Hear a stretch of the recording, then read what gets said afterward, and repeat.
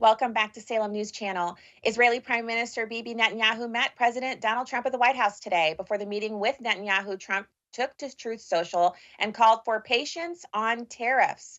The United States has a chance to do something that should have been done decades ago. Don't be weak. Don't be stupid. Don't be a panikin, a new party based on weak and stupid people. Be strong, courageous, and patient, and greatness will be the result. Israel's ambassador to the U.S., Yechiel Leiter, told Fox News Digital this meeting comes at a critical moment on many key issues: the efforts to return our hostages being held by Hamas, the instability in Syria, the threats posed by Iranian proxies.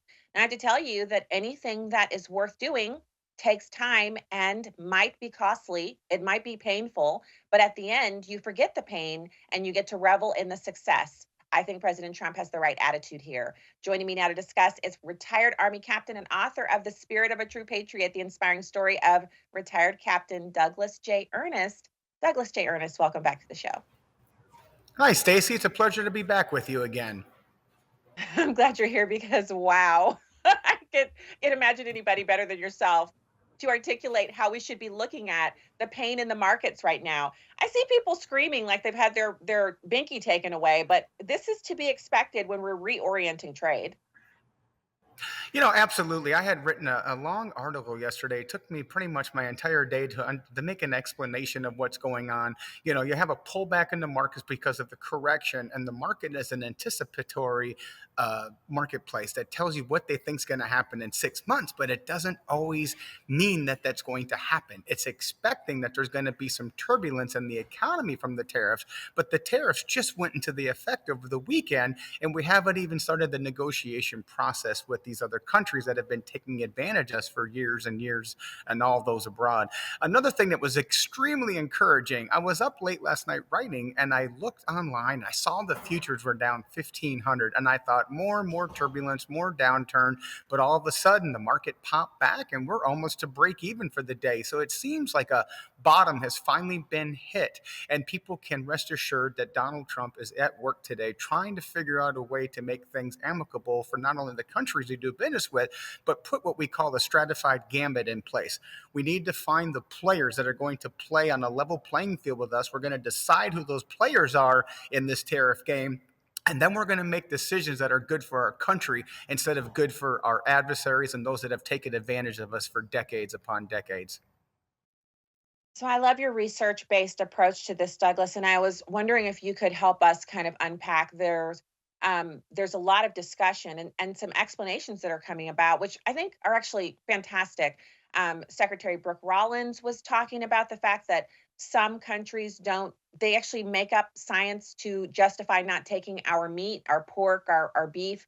Other countries make up things that, maybe they don't want to take steel from us. They'd rather get it from China. So the Chinese actually put their factories in countries that we don't tariff so that they can avoid our tariffs on them. I mean, they're the sneakiest trading partner we have. A lot of this is news to Americans who have really been just taught that everything should be made abroad. Making things here in America is too expensive. American employees are too expensive. I don't think that's the truth. No, absolutely not. And I'd like to give you a story that the mainstream media does not want you to read, hear, or even understand. And that's the story of our business, Corvette Warehouse. We employ about 12 people, and we employ hundreds of people as our outsource partners, people and businesses that help get our cars ready to get them to the marketplace. We carry about 150 to 200 Corvettes and used vehicles, all different types from trade-ins. And for the last 3 years, we have accumulated the worst losses in the history of my career. We lost in the last 3 years in the current economy, we lost 15 years worth of income. So all the working hard, saving money, living below my means, keeping everything within the company within retained earnings, it was completely washed away. All this changed in January. With the onset of the tariff and the slow tariff rollout, we started to see our business strengthen, and our business has strengthened January, February, March. And counterintuitive to what you think would be logical thinking from last week's market crash or correction, depending on what you want to call it, and we moved into bear territory, we had the best week last week of the entire year.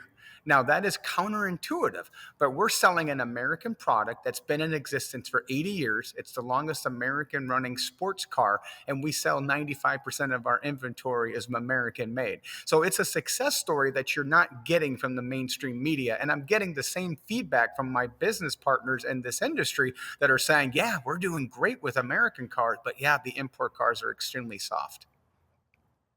Well, and I think people actually underestimate the power of, let's say, the Corvette. I mean, I haven't shared this with you before, but my dad is a Corvette lover. He has a 1967 black Corvette that's his baby. It's under a cover in his garage and gets taken out ever so gingerly whenever he sees fit. I actually haven't seen him drive it in person because they live in Virginia and he loves that car. Like he actually traveled to Illinois to buy it and then took it back. It was at our house for a while, then he took it back to Virginia.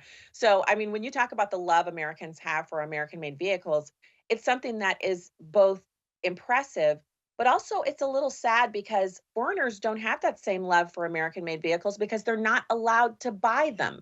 It's ridiculous, Douglas. Yeah, and we've lost a lot of our market share over the last 3 years to foreign import vehicles that we're selling at a significant discount to our vehicles. So to see this turnaround and happen so rapidly is very inspiring because, as I've written in some of my articles that were published online, that I actually considered closing our business in the last couple of years because the losses were so horrific and there was no end in sight. And we were continuing to lose the share of the market to other businesses and other platforms that were taking away our business that we've relied on to feed our families and take care of this to take care of this company and provide this realm of 25,000 base of customer we've accumulated over the last 30 years. So I'm extremely excited to see what's going to happen in the future. The markets are correcting, they're adjusting, but as soon as you see it go down, as fast as you see it go in that direction, it will go back up. People will survive this, people will thrive. And when we get done with this transformation, you're going to have a stronger America that not only helps the American business, but also helps the American worker and makes those stagnant wages stronger, gives America peace of mind, increases our stability, and makes us a more effective trading partner with our resource partners around the globe. So, Douglas, I got to tell you, the thing with what you're describing in your own personal business is so instructive for Americans because we are driven to kind of by marketing and by personal preference to drive vehicles that are not American made. Let's face it, the marketing is favorable towards those vehicles that are imported. And then they build dominance within our actual country where people become generationally tethered to certain car makers and it leaves our American manufacturing out in the cold. But the American manufacturers are the ones who are employing our friends and neighbors who are then buying things from us in our businesses. So I'm not saying that everyone has to drive an American made car, but it should be something that's a point of pride for us. It used to be, and it could be again. These tariffs are the opener for this. Close us out. We have about a minute, Douglas. What else would you like people to know?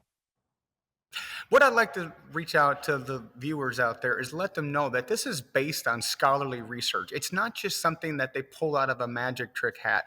Michael Porter, one of the top prominent scholars in the world, Harvard backed, and also Redneck. These scholars have talked about using tariffs as a way to conduct strategy for your business and conduct strategy in the marketplace. Now, they don't talk about isolationism, how we want to isolate ourselves from the world. That's not the answer. The answer is to recorrect our placement in this stratified gambit, find a way where we will land, which is good for us and good for our trading partners. As tough as it may seem right now, there is a light at the end of the tunnel. And when this is done, America will be stronger. But there's also a caveat: our partners will be stronger. They will find other partners to trade with. They will find ways to bring their products in our country. Maybe they'll get their costs down to adjust for the tariff, but there's always room for improvement.